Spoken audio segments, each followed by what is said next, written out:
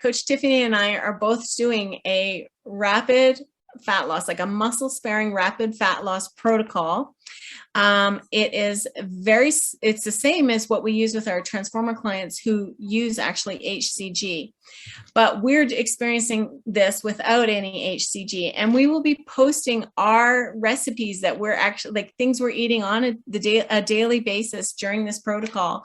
So you can see how we make it fit our macros. And we'll do screenshots of the recipe in MyFitnessPal. Or are you using MyFitnessPal, Tiffany? I use My Macros Plus. My Macros. Okay, I'll use MyFitnessPal. And so you'll see a picture of the dish and a picture of the macros. And then in that way, you'll be able to see how it all breaks down. And let's also do a total screenshot or write the macros down. Like this was 289 calories, 40 grams of protein, this many carbs, this many fats, kind of thing. Absolutely. And so we've created an album in the Facebook group, and it's called P2 Recipes, which means it's for the very low calorie phase. So if you were interested in trying some of those recipes, feel free. I can't say they're going to be amazing all the time. We're not professional cooks. Like this morning, I whipped something up based on what I had in my fridge, right? Totally on the fly. But it works. So, okay. So the rapid fat loss protocol, why are we doing it? There's a lot of reasons why we're doing this. Yes. I think it's been an evolution to get to this point to decide to do it. Hey? Yeah. I think that the best way that I would describe the why I'm doing this is because I have a scientific mind. I like to know how things work, if they're going to work. And before I experiment on anyone else, I'm going to experiment on myself. So if it doesn't work for me, if I can't make it work, and I've got a little more experience with nutrition and stuff, I've never done HCG, so I've never done low calories before, so I won't have that to compare it with. But I think that also that gives me a leg up because I don't have that to compare it with, if that makes sense. It's cool. You've got like I don't know what to expect with it. I've never done keto. No preconceptions. Exactly. I've never done keto. I've never done anything that's been very low carb. So this will be a learning experience for me. And I feel like, honestly, one of the things that kind of got me on board with this is coaching my clients through the Transformer program. You guys are on very, very low calories, and I want to be able to give you tips that I've learned that for myself that maybe you haven't thought of, because I can be pretty creative when it comes to food. I like to eat. I don't like to be hungry. If I can avoid hunger, I'm going to. So I think it'll be a good experience just to see how my body reacts to it. I don't necessarily feel like I have a ton of weight to lose. Yeah, sure, I could tone up a little bit, but I'm not doing this for the fat loss itself. I'm doing it more for the experiment side of it. Mm-hmm. Yeah, I'm for a while now, I've known about rapid fat loss protocols. Like Lyle McDonald, I bought his book. It was published in 2017. He was one of the pioneers to come out with this muscle sparing rapid fat loss protocol, which I had read about. And I used some of what I learned from him in his book to create my protocol, combined with what I know about HCG and having done HCG and all that. And I'm a big believer in flexible dieting.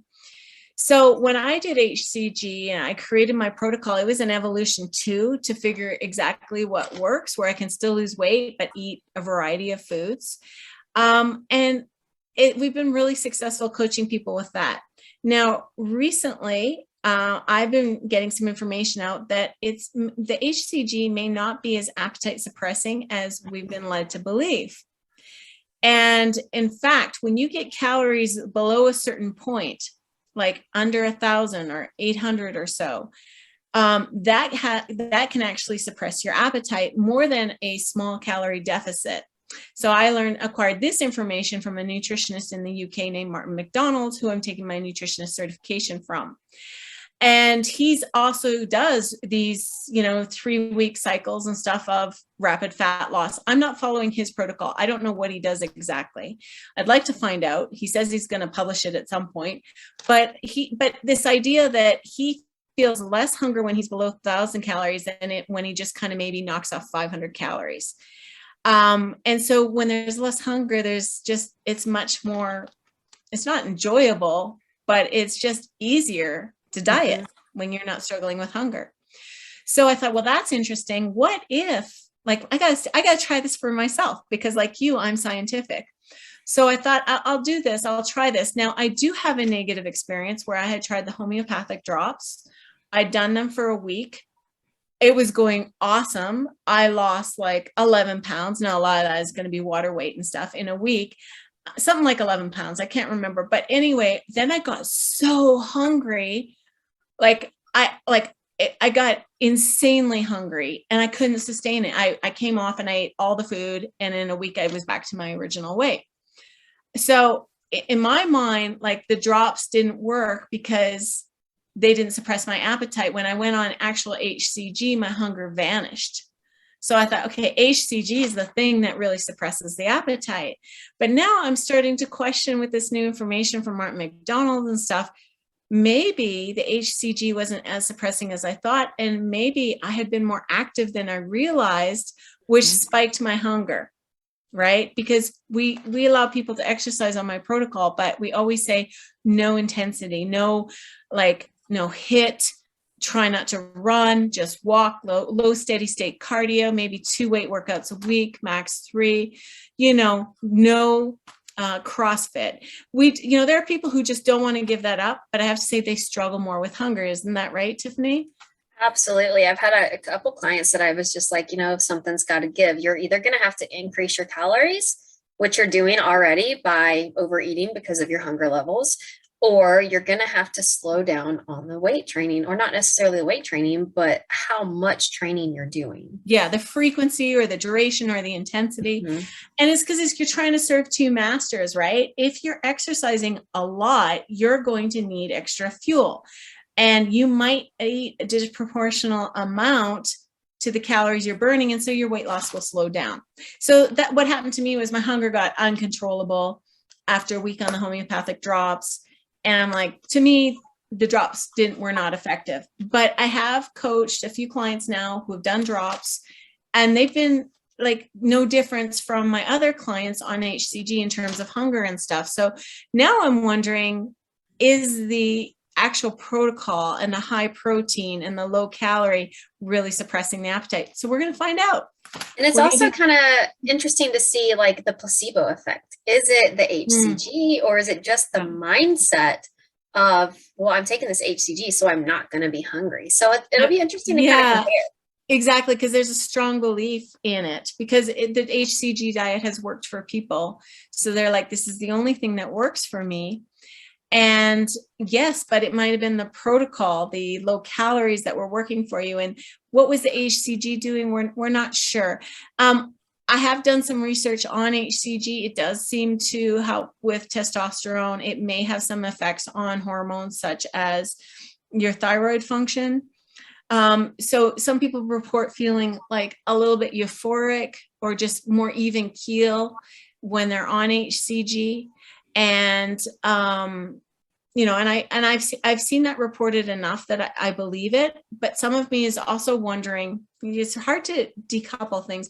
Is it also because you feel euphoric because you're losing weight and you feel in control, and seeing that scale go down every day is like, puts you in a happy place. But some people report sleeping better, but again, is it because you're eating cleaner? And we really focus on sleep in the program. Looks like my connection is unstable. Oh, you're still fine on my end. Yeah, okay. Good. So and that's something else that I kind of, something I wanted to point out here too, is that regardless on whether you're doing this with HCG or without HCG, a very low calorie diet is not for everyone. All right. So don't feel like just because we're trying this on ourselves that we're going to go, oh, all of our clients have to do this. No, because I still believe and love the slower approach to fat loss, because it's more manageable for a lot of people. For something like this, you're going to have be very dialed into your specific food choices, and you're going to have to be very dialed into just your overall determination. I think, like, that mindset to be able to commit to it and not let a little bit of hunger knock you off course. So you have to be willing to be hungry. And you're getting more nutrients. Like Tiffany lost 80 pounds with flexible dieting, which is what the Eat for Your Goals challenge is about. The Eat for Your Goals challenge is not about rapid fat loss. Okay. We're just kind of mixing that in with it because we are using flexible dieting, but we've dropped our macros significantly. But you're getting more nutrients in when you take a slow and steady approach. And you can also have your better workouts because you're more fueled. You can recover better. You can build more muscle, all of these things, which are really important for your health. So we actually do recommend a slower and steadier approach, but we recognize there are reasons why a rapid fat loss approach may work for some people. A performing athlete may need to make weight for something like a competition. Like I've had to make weight for a bench press competition, or a wrestler or boxer. And you want a muscle sparing protocol, and you don't want to be on it too long, or your body will start to become catabolic and break down your muscle tissue. So I think you do want to be coached through something like this, right? So it should be your in and your out is short. Some people are more designed for sprinting than they are for marathons. Exactly. And sometimes there's an event to get ready for. Or there could be a health thing. I've seen people's cholesterol and insulin improve dramatically in a very short period of time on a rapid fat loss protocol. Those are some reasons, and seen lab work, which is quite positive. But again, it's short. And the other thing is you're not really learning how to eat for real life because you're so restricted. Mm-hmm. Whereas a slow and steady approach is going to allow you to learn how to eat for real life. Because you're on higher calories, you can have ice cream, you can eat out more easily, things like that. Yeah. So there's pros and cons for sure. But I just wanted to mention that since we were kind of talking about it, and we were talking about the Eat for Your Goals course, that it's just not for everybody. Don't feel like you have to do that. There are other options. So we're just sharing our experience with you right now. Yeah. So it'll be very interesting. We're going to be monitoring our hunger, our energy, our mood. We're going to be monitoring our body composition changes, our sleep, things like that. So, and I'm keeping an open mind. I would love not to be terribly hungry on this. It'd be great. It would mean that maybe people don't have to buy HCG. Which, considering that some people have a hard time getting HCG, could be very helpful. Absolutely. Yeah. So Tiffany and I are not the only ones doing this. I actually have a male friend who's doing this as well. And he will be reporting on the same metrics. So it'll be interesting. And he's never done like this kind of a diet before, ever. Yeah. Doesn't even know about HCG. So. Oh goodness. I didn't know about it until I started working with you. So Patty asked, will you then reverse diet after? So we actually talked about this earlier today, and we'll kind of reverse diet, meaning we're going to break it up instead of doing 4 weeks, because we talked about maybe doing 3 weeks on, seeing how we're feeling, 3 weeks off to kind of recover, 3 weeks back on. I don't know that I would necessarily do that. I guess it'll just depend on where I am, how I'm feeling. But by doing this, sometimes when you go from very low calories, jumping right back up to maintenance calories, that's a huge jump. It's a lot of food. It's a lot of calories. It could make you feel probably not so good.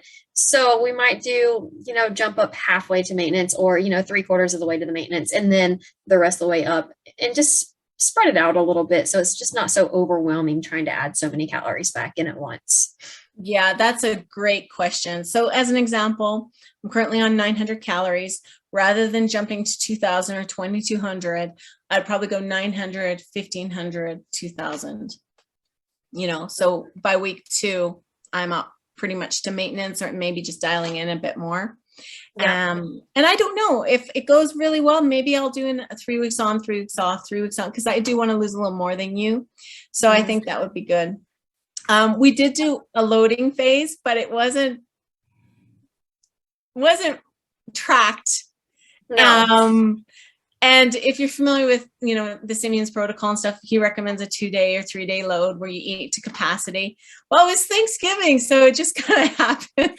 It worked out well. It worked out well, yeah. But it was funny psychologically what happened. There's something called the Last Supper effect, where just before a diet, you're like, oh, I'm going on the diet, so I'm just going to get this in, right? I saw that happening to me psychologically, and I could observe it. But it was like I had an excuse to eat that chocolate bar, or so I ate more sweets than usual. It was also Thanksgiving. I indulged. I think I weighed myself on the scale this morning. I was up 2 pounds. I know some of that is just water weight, extra carbs.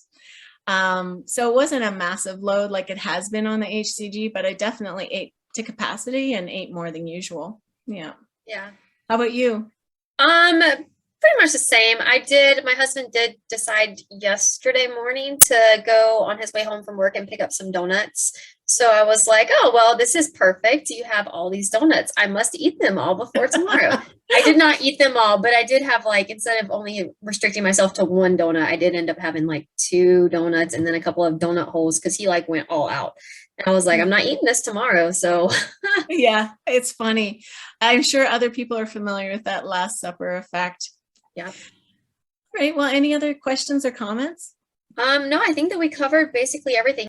All right. So we will be here tomorrow, and we'll also talk about how our own rapid fat loss protocol is going. I expect day 3, 4, or 5, one of those to feel really cruddy, and we'll let you know. We're totally open about sharing this journey with you. Sounds all right. Good. All right. Well, I'll see you guys tomorrow. See you tomorrow. Have a great day. Bye. Bye.